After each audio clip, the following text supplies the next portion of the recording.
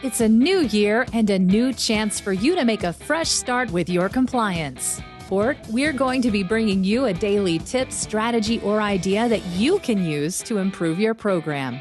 Here's your host, Tom Fox, the Compliance Evangelist. Day 20, Responding to Investigative Findings.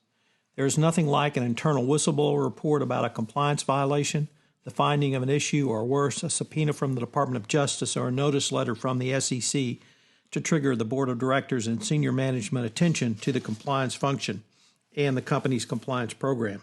Such an event can trigger much gnashing of teeth and expressions of outrage followed by proclamations, quote, "We are an ethical company," end quote. However, it may be time for a serious reality check. You may find yourself in a position that you will have to have some very frank discussions about what to expect in terms of costs and time outlays.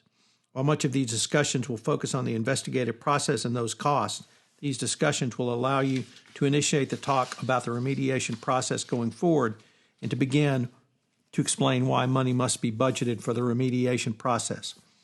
One of the things rarely considered is how the investigation triggers the remediation process and what is the relationship between the two. When issues arise warranting an investigation that would rise to the level of the Board of Directors, potentially require disclosure to the government, there is usually a flurry of activity and attention. Everyone wants to know what is going on. In an interview with Russ Berlin, he noted that for a short moment in time, you have everyone's full attention, yet it can still be a tricky place because you get your 15 minutes to get everyone's full attention, and from then on, you're fighting with everybody else for their attention, like the normal things in business life. You need to explain the cost to the board and senior management. You need to be upfront and candid and firmly stating, to get to this place, this is what it's going to cost. Moreover, you need to be able to show how some companies paid very large amounts, not just in the eventual fine and penalty, but in other costs, such as shareholder lawsuits, claims, and other post-resolution costs. We want to show how the people have lost money by having to write a very big check because they didn't take these allegations seriously.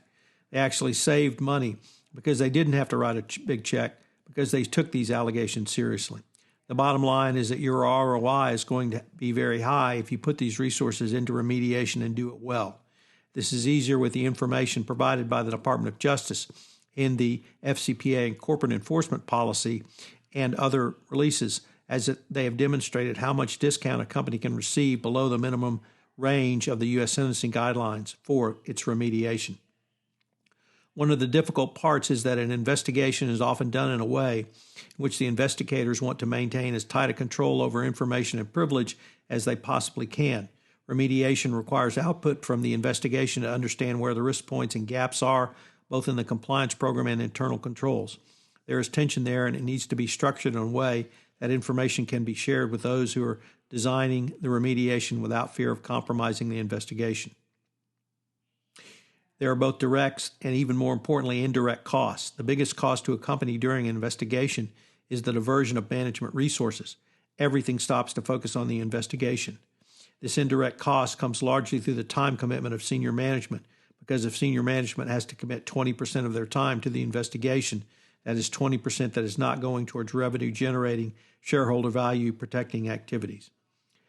How can you communicate this point to someone who is not going through a full-blown investigation coupled with a federal investigation by the DOJ, FBI, or SEC? Understanding that the all-encompassing nature of such an event is difficult to articulate, you can use some past experiences of other companies. You can explain the upside of compliance and do that in a manner that juxtaposes the cost. If you have clear policies and people know what to do, think how much easier your life would be. Instead of having to make calls and figure out what to do every single time, you have a clear plan of action dictated by a policy. Recruiting is another consideration. Where do new hires, especially recent college graduates, get their information about your company? They get it from the internet. If your company has been in trouble for bribery, what is one of the first things they see when they Google your company's name? At the top of their search results will be a news article about the wrongdoings or penalties. Now, how likely is that a recent grad will take their first job with a company that is known to pay bribes? Yet even more important than these types of points are your own employees in your organization. It is important to make it personal at the highest level of the organization and make it as personal to your audience as possible. How would you feel like working for a company that has been involved in bribery and corruption? Obviously, the investigation will be critical for you to help understand what remediation your compliance will need going forward. Somebody found a way to get around your system. Maybe they colluded to overcome the internal controls. Maybe there was a group that wasn't well trained, didn't understand, or there was a group that was extremely well trained and decided to do it anyway.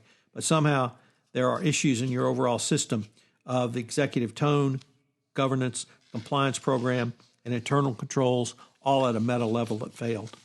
So what are today's 3 key takeaways? Number 1, a serious FCPA or compliance allegation gets the attention of the board and senior management.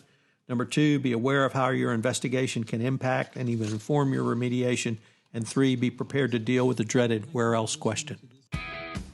This is Tom Fox again. Thank you for listening to this episode of 31 Days to a More Effective Compliance Program. I hope you will join me for the entire month of January, where I take a look at some of the significant changes in compliance and FCPA enforcement which occurred in 2020 and will help inform your compliance program going forward into 2021 and indeed beyond.